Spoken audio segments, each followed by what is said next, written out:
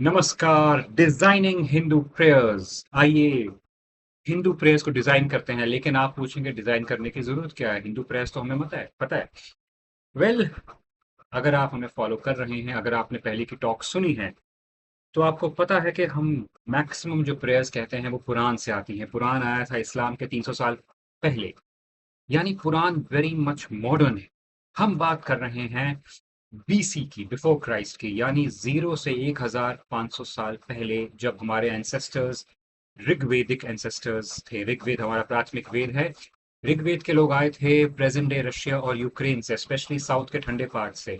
वहां से वो आए थे अफगानिस्तान, फिर अफगानिस्तान से एक तबका चला गया ईरान, एक तबका आ गया इंडिया। जो इंडिया में आए वो हमारे एंसेस्टर्स बन गए। हमारे दो एंसेस्टर्स हैं, एक है ऋग्वेदिक और एक है आईवीसी, यानी इंडस वैली सिविलाइजेशन, यो, हड़प्पा एंड मोहनजोदारो, यो। तो ये हमारे दो एंसेस्टर्स हैं। इसके बारे में डिटेल में कभी किसी और टॉक में बात करेंगे, एक हम कर चुके हैं। तो प्रेयर्स क्या होनी चाहिए? हम प्रेयर्स एज पर ऋग्वेद की बात कर रहे हैं। अभी ऋग्वेद को फॉलो करने वाली भी बहुत सारी सोसाइटीज हैं, लेकिन क्या वो एक्चुअल ऋग्वेद की प्रेयर्स को फॉलो करते हैं या नहीं, जानेंगे आज मेरे साथ कार्तिक सहगल, वॉकिंग शेपर्ड्स पे। शुरू करते हैं। तो ऋग्वेदिक प्रेयर्स कैसी होनी चाहिए? ऋग्वेदिक प्रेयर्स, ऋग्वेद में सबसे प्रथम कौन है? Who is the top most being in Rigveda? Is it a god? No, it is not a God.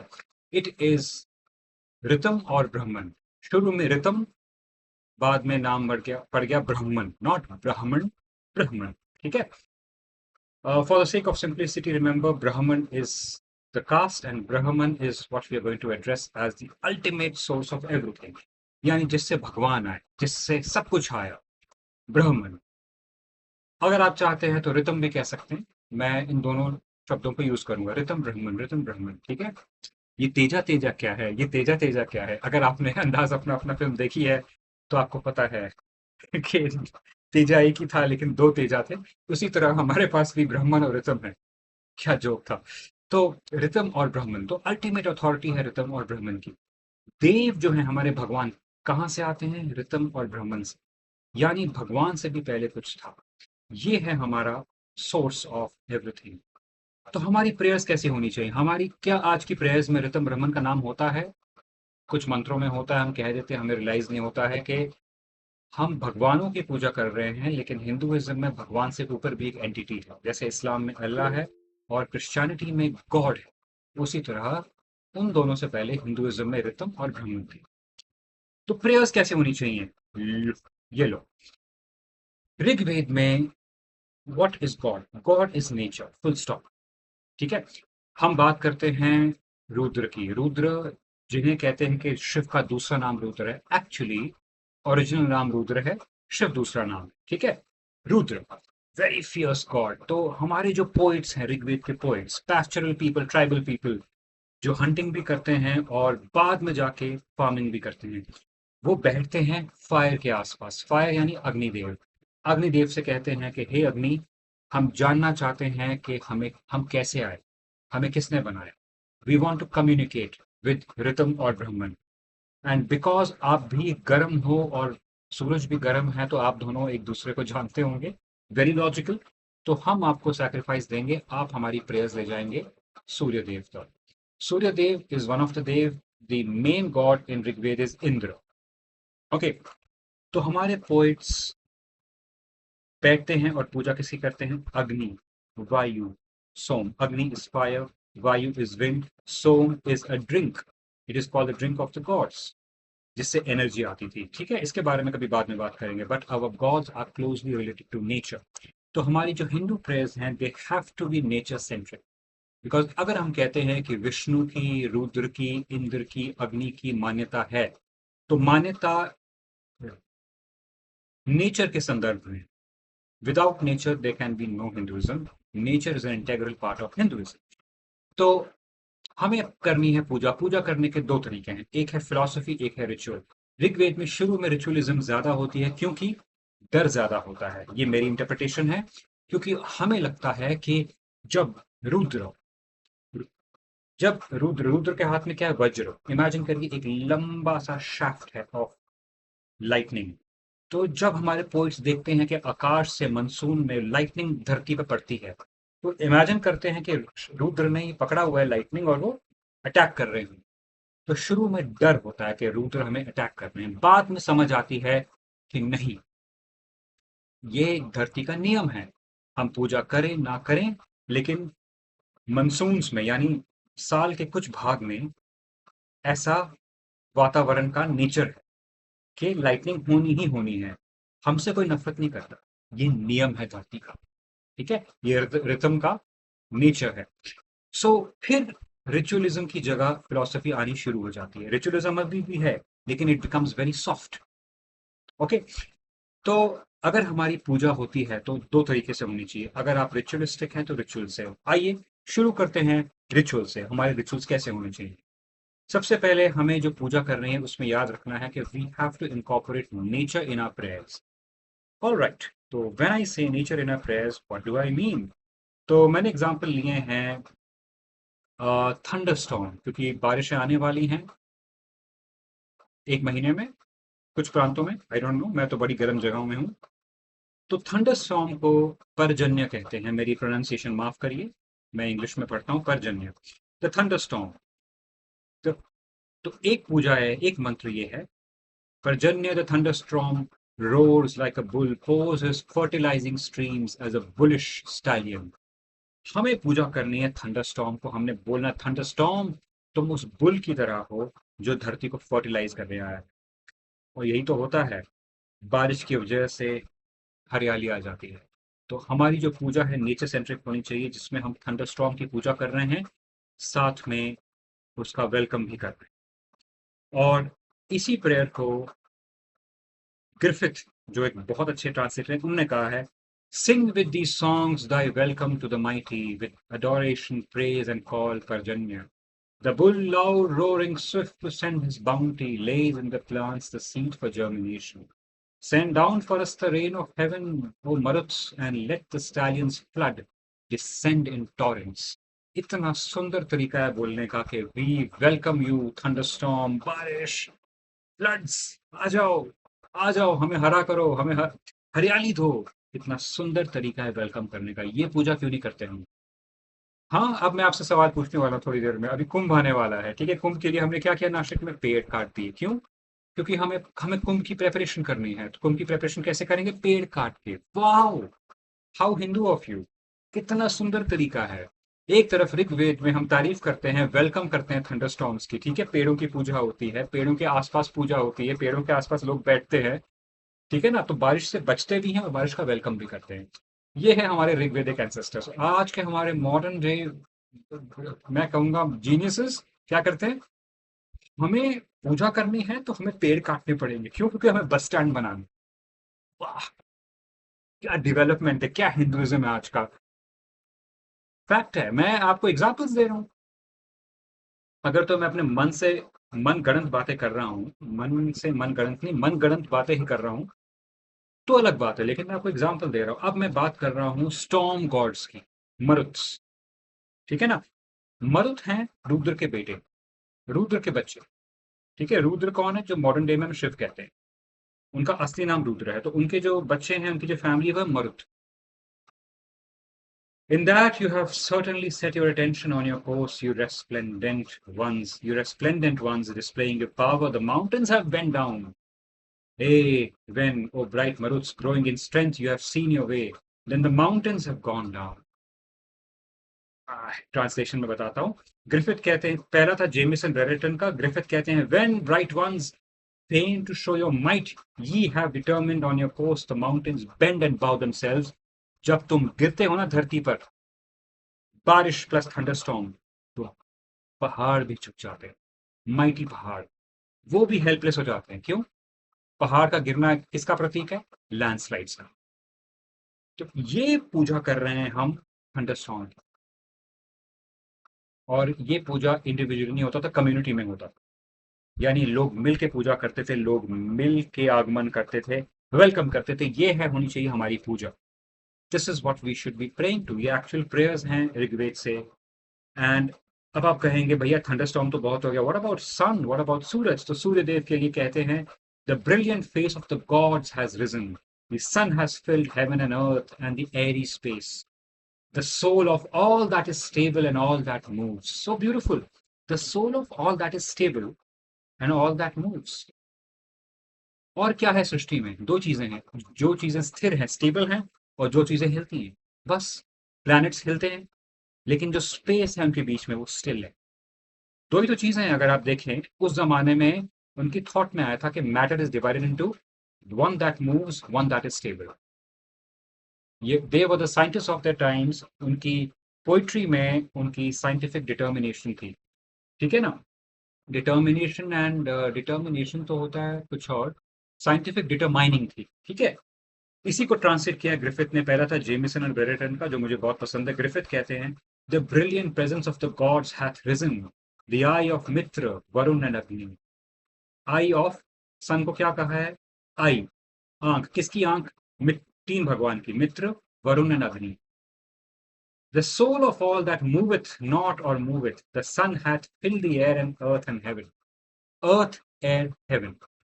Rigveda में heaven is not the Christian heaven. Heaven का मतलब ये नहीं जहां पे आपका वेलकम होगा। बेसिकली तीन वर्ल्ड होते हैं। एक है सन, एक टिंग टिंग टिंग, एयर, अर्थ एंड हेवन। ठीक है? अर्थ अर्थ है, एयर एयर है, हेवन हेवन है। तीन शब्द हैं। इसकी मैंने कहीं पर उल्लेखना की है दूसरे टॉक्स में। अभी मैं जाने ही वाला था वहां पर, लेकिन फिर याद आया कि हमारे मेन टॉपिक से हम चले जाए। Such a beautiful way of praying to god. So what you do is, आप सूरज को सिर्फ सूरज नहीं देखते हो ऋग्वेद में, आप उसे एक आंख देखते हो बाकी देवों की। अगर वायु को बहना है तो उसे पता होना चाहिए मैं कहाँ बह रही हूं। तो आंख कौन है? आंख है सूर्य। जब सूर्य की रोशनी पड़ेगी तो ज्वाला, सारे चारों ओर ज्वाला होगी, चारों ओर ज्वाला नहीं होगी, चारों ओर लाइट होगी, तो वायु को डायरेक्शन मिलेगी। तो हमारे जो देव हैं, they are dependent on each other. They are dependent on Surya Dev to show them the way. And what a beautiful way of invoking the morning, कि all that will hit us, all that will come to us will come from the eye of the sun. ये होती है prayers हमारी ऋग्वेद की। These are beautiful prayers, and remember, all these prayers are not sentences, they are poetry. मेरी कोशिश यही है कि मैं दो ट्रांसलेशन दे रहा हूं, एक है प्लेन ट्रांसलेशन, एक है पोइटिक।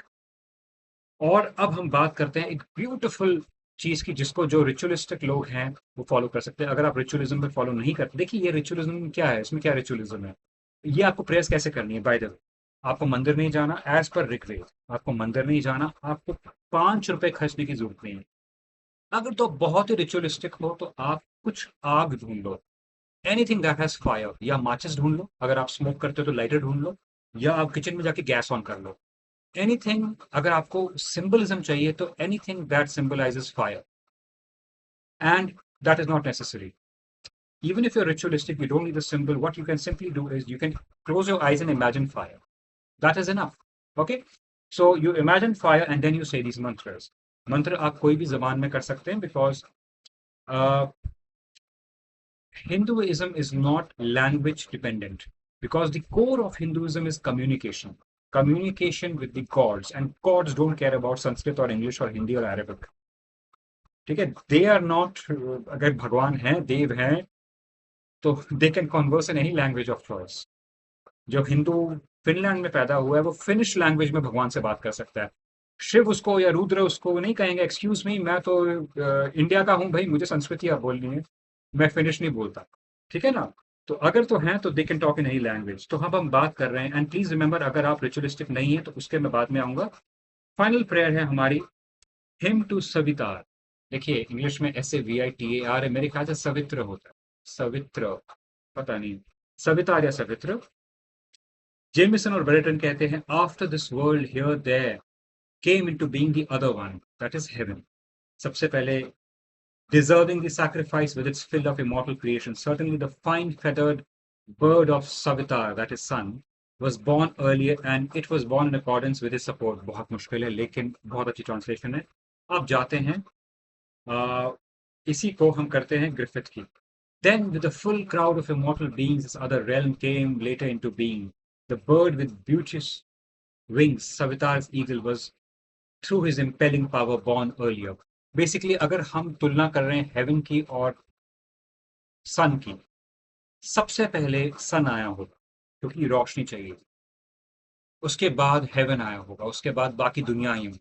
यानी सुंदरता भी डिपेंड करती है, अगर जिस चीज को हम सुंदर मानते हैं, जब हम किसी चीज की सुंदरता की तारीफ करें तो हमें सूर्य देव की तारीफ करनी है। क्यों? क्योंकि रोशनी तो सूर्य ने डाली, सुंदरता पे रोशनी किसने डाली? सूर्य ने। Beautiful. Whenever you think of beauty, think of the sun. That is, by the way, this is my interpretation. Mine. मेरे। Yes. ठीक है?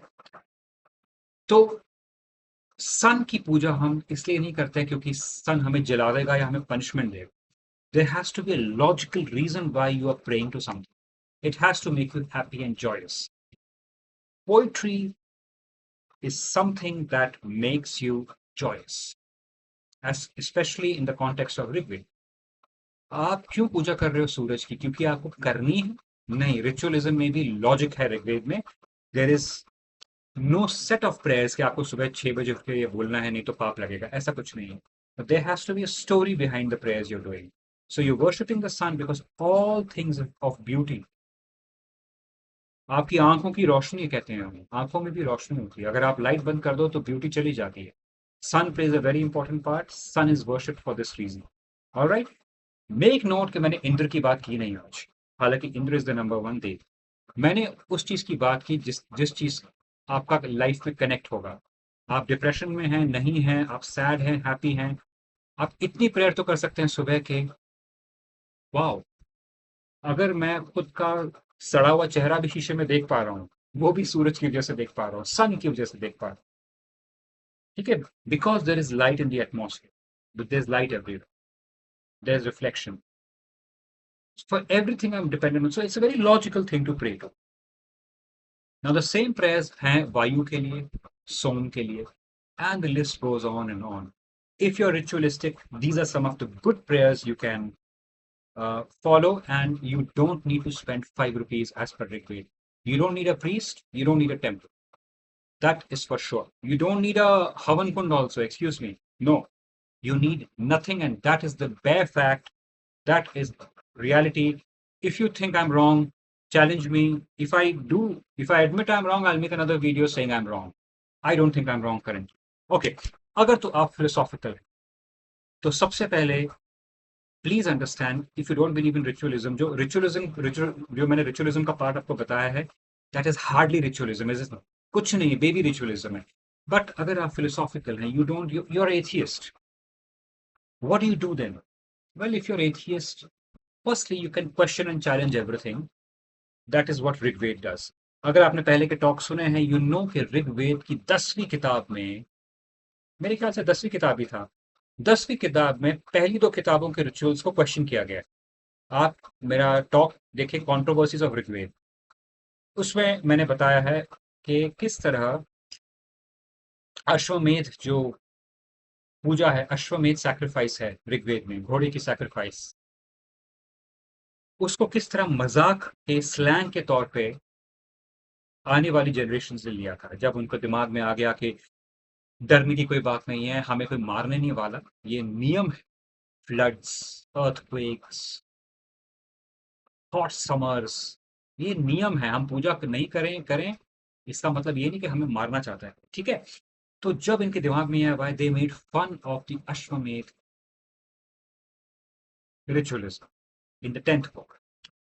तो Rigveda gives you the right and the space to question things. And if you think I'm kidding, then you know about the most famous, the one I love the most, Nasadiya Sukt. That is the 10th book, जिसमें question किया गया है about the existence of god himself, and उसमें admission है कि we don't know, maybe nobody can know, कि देव होते नहीं होते, हम होते कौन है जानने वाले, वो तय करेगा। इट इज एन एडमिशन के we are not sure. I find that absolutely beautiful. आज के जमाने में जब सब लोग क्लेम कर रहे हैं हमारा भगवान असली है, हमारा भगवान असली, इंक्लूडिंग हिंदूज, सब लोग यही करते हैं, मॉडर्न हिंदूज भी यही कह रहे हैं, इस्लाम, क्रिश्चियनिटी। ऋग्वेद के लोगों ने एडमिट किया था, ऋग्वेद के हमारे पोइट्स ने, लोग उनको सेंट्स कहते हैं, लेकिन I use a better word, poets. Poets is a better word, and remember, Ludwig van Beethoven ने क्या कहा था? Poets and philosophers and musicians, they don't bow before anybody, किसी के आगे नहीं झुकते सिवाय उसके। ये बीथोवन ने कहा था, फेमस म्यूजिशियन ने कहा था, और ऋग्वेद के प्रिंसिपल में भी ये फॉलो करता है। वी आर टॉकिंग अबाउट, हम आप इंटरनेट पे पढ़ोगे saints, seers, pandits, blah blah blah, they were poets. हमारे पोइट्स ने क्वेश्चन किया था about the existence of god and the unknowability of the universe in the 10th book, and you have every right to follow their footsteps and do it.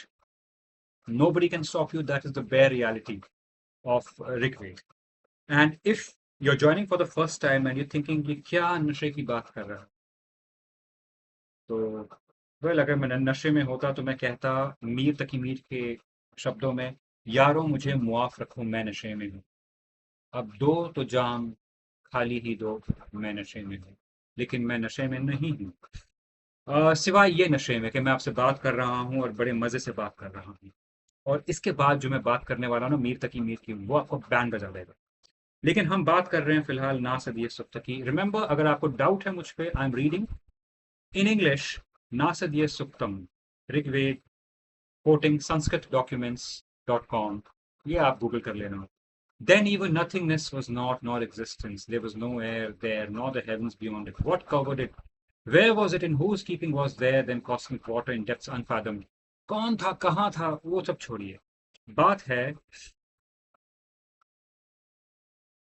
whence all creation had its origin. He, whether he fashioned it or whether he did not. He यहाँ पर है ब्रह्मन, ऋतम, जिसका कोई रूप नहीं है, वो है, आपके आसपास है, ऊपर है, सब जगह है। ये जो सारी क्रिएशन, इसका ओरिजिन कहाँ से था? He, whether he fashioned it or whether he did not. He who surveys it from the highest heaven, he knows, उसको पता है, और maybe even he does not know. Beautiful. Imagine reading a poem जहां पर पहली 3 लाइनें आपको लगे कि आप भगवान की पूजा, आप भगवान की प्रेज कर रहे हो कि यार भगवान को सब पता है, और लास्ट लाइन कहता है और may be even he does not know, चौथी लाइन में आपका पोपट काट दिया। It's such a beautiful, imagine करिए आपने उर्दू में, इंग्लिश में, हिंदी में पोएम लिखी है, देव तू ये है, देव तू ये है, देव तू ये है, लास्ट लाइन शायद, एंड सडनली पहले 3 लाइनों का जो चस्का था, जो हाई था, वो चौथी लाइन काट देती है। What a beautiful way of writing, and इसके बारे में मैंने रिसर्च की है, and these are really good poems. ठीक है, and this is how the Nasadiya Sukta ends with the word, with the line, or maybe even he does not know.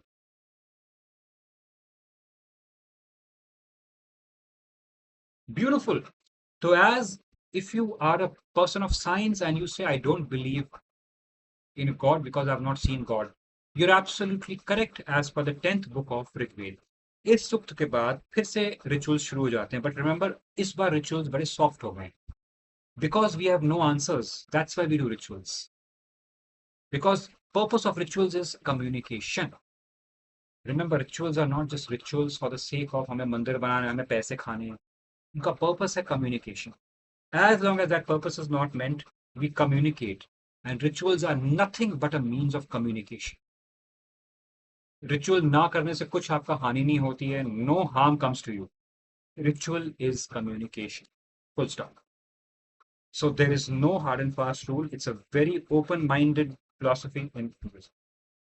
Ab, if you're a poet, I'm going to give you something the poets would have liked. This is the kind of poetry they would have liked. Poem है, बहुत famous है, मीर तकी मीर की, हस्ती अपनी हवात की सी है, ये नुमाइश शराब की सी है। तो क्या होता, how did the Rigveda people sit and talk about poetry?